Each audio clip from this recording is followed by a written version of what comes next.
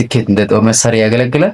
አዎ ስኬት እንደ ጦር መሳሪያ ያገለግላል። ስኬት እንዴት እንደ ጦር መሳሪያ ሊያገለግል ይችላል? ዊፖናይዚንግ ሰክሰስ ማለት ምን ማለት ነው? ስኬትን እንደ ጦር መሳሪያ መጠቀም ማለት ምን ማለት ነው? ወራዘት ሜን መሪሳይ ዊፖናይዚንግ ሰክሰስ ስኬትን እንደ ጦር መሳሪያ የሚጠቀሙ ተቋማት እነማን ናቸው? ለማን ይሰራል?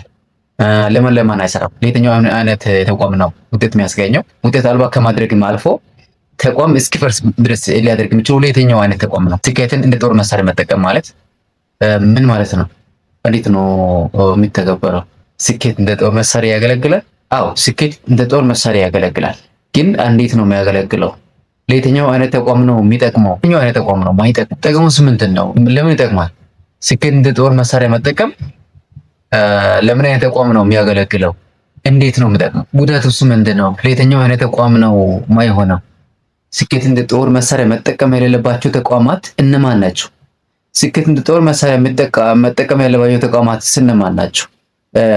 ለምን ዓላማ ይውላል? መጠቀም የሌለባቸው ተቋማት እነማን ናቸው? ጉዳቱስ ምንድን ነው? ቀጣይ የምናየው ጉዳይ ይሆናል።